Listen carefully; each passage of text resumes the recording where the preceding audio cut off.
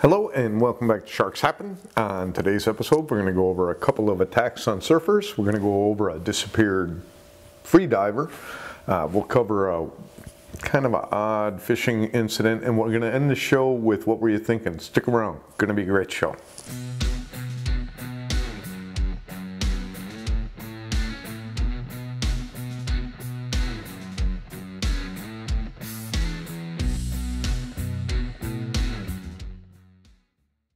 Okay, we're going to start the show over at a spot known as Summers or Summerland, and that is over on the northern edge of the Honolulu Bay, and that's in Kauai, Hawaii, and the date is October 15th of 1990. Greg Filtzer, he is 43 years old, and he is out doing some surfing with his brother-in-law, Robert. They are out early afternoon, it's about 3 o'clock.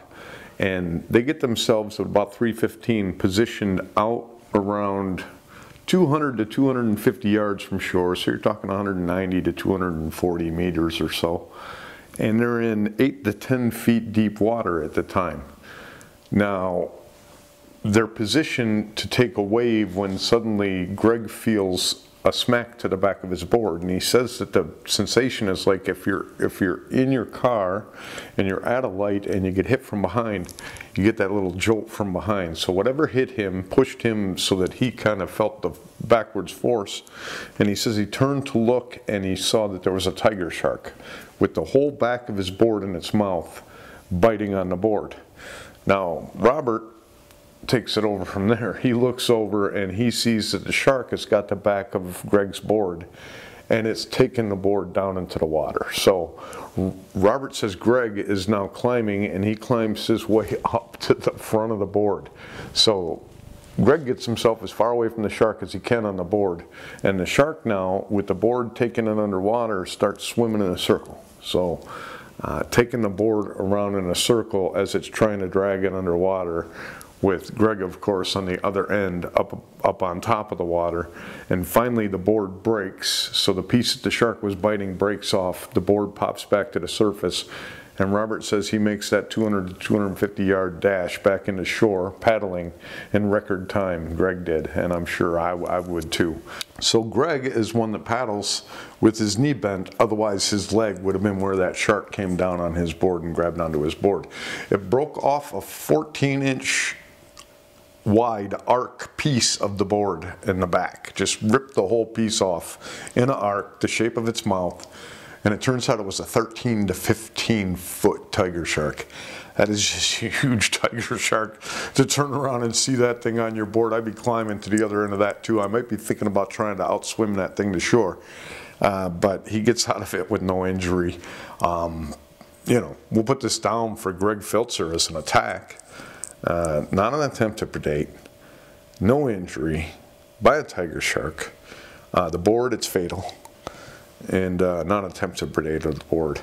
Don't know what the shark did, could have swallowed that board, you never know. They swallow all kinds of weird things, but took a huge piece of the board, and luckily for him, didn't get him in the process. Yeah, crazy attack, because you have a 9-foot board and you have a 13 to 15 foot shark have no problem coming up and biting on you like that. You wonder how big something has to be before these sharks, whether it be a great white, a tiger, one of these large big three. You have to wonder how big something is before they won't go ahead and attack it, before they'll think twice. So that's our story of Greg Filtzer, an attack by a tiger shark. Luckily no injury with this attack, and we'll move on.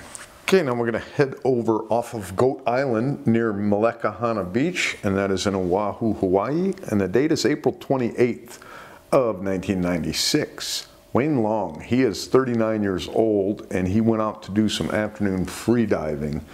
About 12:30, sometime around there, 1:30, he disappears. Friends report that he's missing around 6 o'clock that night. A search is launched. The next morning, about 12 hours after he disappeared, shortly after 6 in the morning, they find his board. So he had a board with him, and that had a line attached with a green bag to it, so maybe something for putting things in if you're out, you know, going after your scallops or whatever you're after. Maybe they put them in the bag, but they find the board, they find the the bag attached to the board with a line, but they don't find him. They never do find a trace of Wayne. They assume that he might have been taken by a shark, but they don't know for sure. But I'm going to say he was taken by a shark. We're going to put this down as an attack, a predation, a fatality. We don't know what type or size shark, but that's how this will go down with Wayne Leong.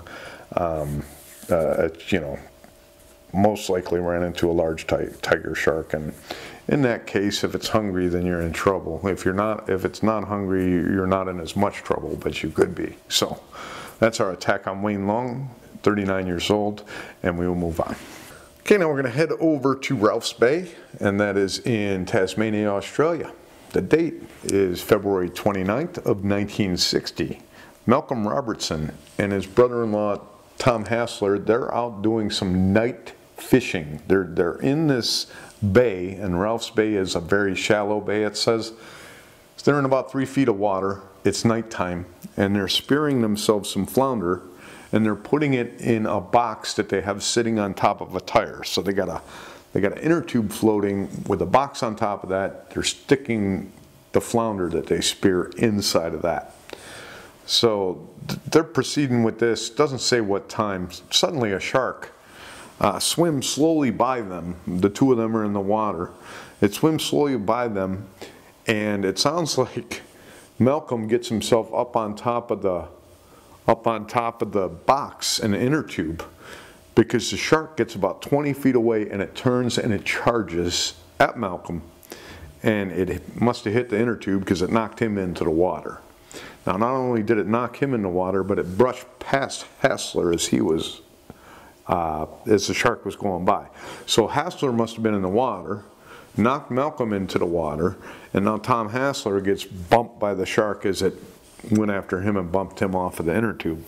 Now the two of them said that there was a shark, two sharks circling them. So now they have two sharks circling them, so they quickly make their way to the beach.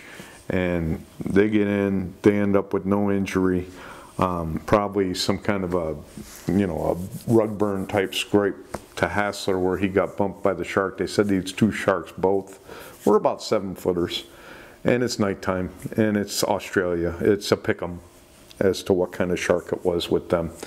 7 footers can get into some very shallow water, so it's hard to tell what it would be. So we know that this will go down as an attack. Not an attempt to predate. We don't know what kind of sharks, but we know there were 2 of them, 7 footers, and they did make a run at Malcomb. Luckily, he was probably up on top of that inner tube when that happened, so no injury happened. So that's how it'll go down. We just don't know the type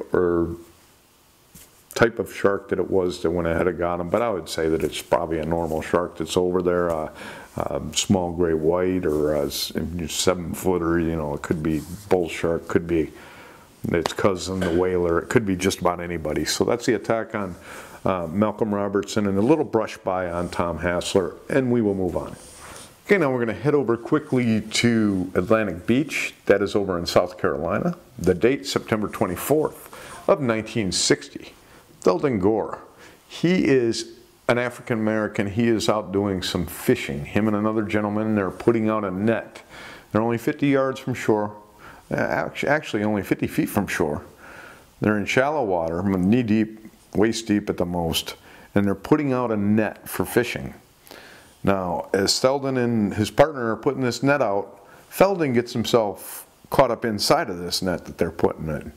But not only is he caught up inside the net, but a shark, about an 8-foot shark, ends up caught up inside the net also. This must be a pretty big net to just haul up some fish. And the shark, they say, witnesses said that this shark made a beeline for Theldon, grabbing him by the leg. So before Theldon could get out of the way, the shark got him by the leg. Doesn't say where on the leg, but grabbed him by the leg. So now Theldon's trying to beat the shark off, and the shark goes ahead and bites him in the hand and in the arm. So he ends up with a bite to the leg as he's trying to get himself out of this net. And then he ends up with defensive wounds to both his hand and his arm. And he goes in there, and he ends up surviving this attack. They said that he needed to be treated in 18 to 20 spots on his arm and his leg. So definitely doesn't sound like a shaking ordeal, that the shark just bit down, lucky for Theldon, and just some teeth marks were in there, and you know, quite a few teeth marks at that. There'd be a lot more teeth marks if it was a sand tiger shark, so you're talking some kind of a shark probably with these kind of teeth here. To have that kind of you know, a bull shark, somebody like that, that's just going to puncture if it's not doing shaking and tearing, and you have puncture wounds you have to deal with. And that's the attack on Theldon Gore, a lucky one to survive being stuck in a net with the thing to where you can't escape it. And he does survive it, so that's an attack, not an attempt to predate. We don't know what kind of shark. We know it's an 8-footer, but we don't know what type, and we'll put it down as not an attempt to predate for this attack, and we will move on.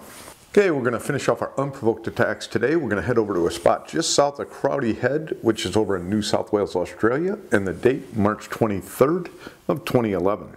David Pearson, he is 48 years old. He and his friend Aaron are out doing some early evening surfing. It's between 5:45 and 6:45 in the evening, not dusk by any means, and they're out doing some surfing, and David is paddling out. Aaron sounds like he's ready to catch a wave, and David is paddling out to meet him. Now he gets almost even with him off of shore, and they're about 150 meters off of shore, so 160 yards, and they're only 75 yards away from rocks over on the side of them, so they're sounds like they're along a jetty again. And Aaron is still 30 yards away from him, so he's 30 meters off to the side of him, and he is paddling over, David is paddling over a 5-meter deep channel. So sounds like it's pretty shallow, and then you have a 18 to 20 foot deep channel there, and he's just paddling through there when suddenly his board is hit from underneath hard, and his buddy Aaron hears the board hit, and he looks over and he can see that the shark is now on top of the water, on top of David, and on top of David's board is what he sees. So he's seeing over the top of the shark as it's got David, and then he sees the shark take David and the board under. Moments later, the shark releases David after it took him all the way to the bottom. David says that he was on his board, paddling his way out to line up with Aaron, and he was looking over at the guys, so he's looking at them. So he didn't see the shark. He says he did see some gray out of the corner of his eye, and that all of a sudden he was hit like a train, he said. It was just crazy. And the shark grabbed him by the arm. So now the shark has his arm in the board, and the shark takes and thrashes him around a little bit and takes him and the board under and takes him to the bottom. So he ends up being taken with his board all the way to the bottom by this shark. He's 18 feet under the surface, and he says it wasn't too long. Shark just released him, and he popped to the surface, and he climbed up onto his board. Now he's laying on his board, and what he says is, first of all, he looked at his arm, and his arm, he had a real bad gash on the wrist part of his arm. But he says that a lot of blood was spurting out, and he could see down to the bone, and he says that to himself, that didn't look good. And that he says there was about a 6-foot circle of blood around him, about 6 feet in diameter around him. And he was stunned by how, you know, just how bloody the water was. But Aaron could see that he's looking down in the water, and Aaron yelled over to him, "Are you okay?" And he yelled back, he says, "Don't come over here, the shark is still down there." So the shark was still swimming around underneath him. I don't know for how long, but they did end up getting David in, and people on the beach made a makeshift tourniquet, and they were able to staunch the bleeding. Most of the damage was to his left arm. But he also got hit in the head by the shark's head. When the shark came up and hit the board, it hit him in the head with his nose. You know, his teeth are below the nose and below the maybe 2 feet sticking out in front. That hit him in the head. So he ended up with minor lacerations and, you know, scraping, so that rug burn type to his face. Just minor, not anything major there. But the arm is what took most of the damage. And he ended up with quite a huge chunk missing from his arm. There was tissue removal, and the bite goes all the way from his elbow, just above his elbow, all the way down to his wrist. I'll I'll put a picture of it. They have a picture of his sewed up arm when he is done. It's just a huge bite. They said this was about a 3-meter bull shark that did this, so not a good shark to run into. But like the other sharks, it's weird that it stopped, because it might not have been in a feeding situation, and it might have been that whole territorial or competitive thing where it's getting something big out of its area and it wants where it wants to feed.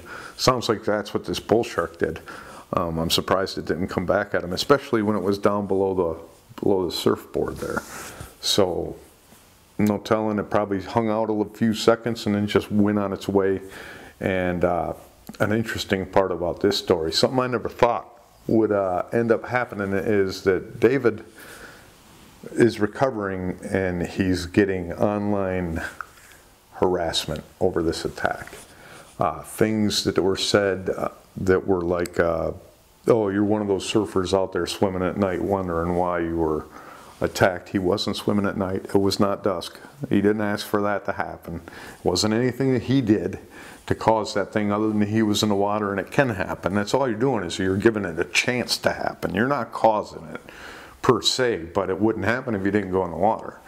But to go ahead and blame somebody for it like that, that's just ridiculous. Was also getting some other threats like, oh, you're harassment, not threats, but oh, you're going to be out one of those guys that want to go out and kill sharks. Well, so what if he does? I mean, nobody wants to get bitten. I don't hold it against people that are attacked by a shark that end up not liking a shark. The people in Indianapolis, first of all. So it was just crazy that happened. And in response to that, David started up Bite Club. And this is, I believe it's a Facebook group where survivors can talk to each other and talk through things like this. Something that I didn't think would happen, to where you're taking harassment from that end of the deal. That just doesn't make sense. So it seems the people that want to control this narrative about sharks are friends take it pretty far when people get attacked. It doesn't make any sense to me. But anyway, David started up this Bite Club. Sounds like he started it up pretty early, right after the attack in 2011. It's still up today, has 460 members. And it's a place where they can go and they can talk to each other without being attacked the way that he was attacked when he was recovered. So don't attack anybody that's been attacked by a shark. They already got attacked. So that's our story of David Pearson, an attack, not an attempt to predate, by about a 10-foot bull shark, which is a huge bull shark. And like I said, this one surprises me because it's more like a great white attack on a board, to where it's more territorial than anything else. So that's our attack on David Pearson, and we'll get to the end of the show with what were you thinking? Okay, before we get into the end of the show, what were you thinking?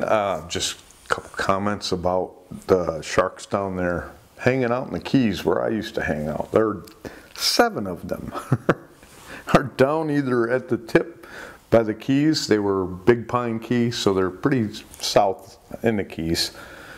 A few of them were lined up on Big Pine Key. A couple others had already made the bend around there into the Gulf. And then Brighton, I think it was, is in the Gulf, is way up into the Gulf. But there's 7 of them right there. It's not unusual to see 2 or 3 coming across there, but to see 7 of them whip their way around there and be hanging out in the Gulf, that's a lot of sharks for the last few years, at least since I've been paying attention to the app. Normally Maple and a few others would be down there, but they have 7 or 8 of them. And then the only close to shore shark right now is off of North Carolina, I believe it is, and that is Ulysses. It's a 12.5-foot great white shark, and it is very close to shore. I would say it's within a mile of shore where it's pinging over there off North Carolina. And that's the closest one to shore in the United States. Most of them are hanging out. If you look at the O'Search app, and it shows a coloration difference between shelf drops, and most of them hang out at the shelf drops. Even when they go around the Keys, where they hang out at the shelf where it drops off, where we do our fishing for the yellowtail, where that drops off after that. Even when they go past around the Keys, they hang around even deeper drop-offs that are further off of shore, but they still are hanging around these drop-offs. That's one of the things I like to look at, is where these great whites are hanging out, because they seem to just hang around in these drop-offs where they'll be able to go ahead and ambush fish if they need to. And then you go over to Australia, only a few things pinging, but the two whale sharks are very close to shore. I would say they're within 5 miles of shore by what it looks like, maybe 10 miles. But usually they're off in the middle of the ocean and way off of land. But right now, both of them are real close to Australia. And then you go south of them, and Katya is hanging out there, the 11-foot bull shark, 10 foot 10 inches. Katya is my favorite bull shark, and always hanging out, usually from where it is right now, real south, and then it goes all the way up to Cons and comes all the way back. So it seems to just patrol that whole area, usually staying very close to shore, what it looks like it is pinging now. So those are a couple of sharks that are really close to shore, and the rest of them are pinging far offshore, with a lot of them down in the Keys as opposed to the East Coast right now. But to have 7 of them pinging down in the Keys, that's a lot of sharks tagged in the same area like that. So you know, maybe they've increased their tagging, but it doesn't appear that there's more sharks tagging over there off of the East Coast of the United States than normal. So it's just a different group of sharks. I wonder how many, if they have a site. I'll have to look into that, try to find out how many of these sharks are tagged. They have to have a running count of how many of them they have tagged, and whether they know which one's receivers stopped working or not. So that's our story of where the sharks are today over in Australia and off the east coast of the US. Now we're going to head over to, what's the name of the bay? Well, Safety Cove, which is in Port Arthur, Australia. And this happened in 1959. There was Brian John Derry. He is one of the sailors on a boat, and the ship had pulled into the bay and anchored. And they took a smaller Corvette, they call it, a smaller boat, and they took men to shore. So these guys are on shore enjoying, sounds like some R&R. Brian John Derry, he had been spearfishing earlier in the day, and now he decides he's going to swim out to the Corvette. And that thing is about 400 yards from shore, about 400 meters from shore, in very deep water. And you know, it's a big boat, and there's an even bigger boat. Both of them are sitting there. Like I said, things are going to collect underneath them. Not a good idea to swim out there. But he decides he's going to swim out there. It's 4:30 in the afternoon, and he is swimming out to this Corvette. People are watching him from the shore, and the witnesses, they say once he gets to about 300 yards from shore, a ways away, but the one guy's watching him in binoculars. The guy sees that a huge shark, he says this thing is huge, comes bursting out of the water, grabs him in his mouth, and is completely out of the water with Brian in his mouth. And then it splashes back down. The guy said that it was just monstrous. Now, other witnesses, they're watching as the shark is staying on top of it's on top of the water. It's writhing its body so that its dorsal fin and its tail is shaking around crazily, and it's flipping on its sides. So it's actively feeding now on top of the water, and they're watching this from the shore. And they end up going out to look for him shortly after the attack. They never find anything of Brian left. Some say that it was 2 sharks, a 14-footer or a 17 to 20-footer, but they said it was 2 sharks. But the most credible witness, the one with the binoculars, said it was 1 shark, about a 17-foot shark, which makes me think great white shark. So especially the blasting out of the water and grabbing him as he's swimming. He was 100 yards from the Corvette, 300 yards from shore. So he was almost to the boat that he was swimming out to. They don't know if he was trailing the fish that he was spearfishing for earlier or not. So like I said, they never did find his body, and if they would have found any kind of fish on a stringer, they probably would have mentioned that. So they probably didn't find that either. So that's an attack. That's an attempt to predate. That's a predation.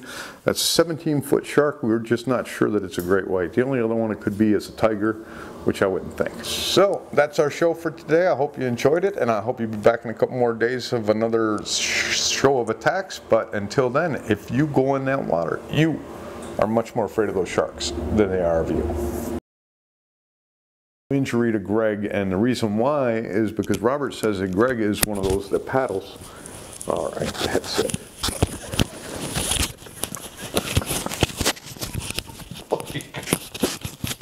What are you doing? can't interrupt the show. You're stabbing me with your claws. You're biting on my stuff. That's enough. So, Greg paddles with one leg. Oh, shit. That's enough. Go lay down for a minute. You're bugging me. Go lay down. Go lay down. Go lay down.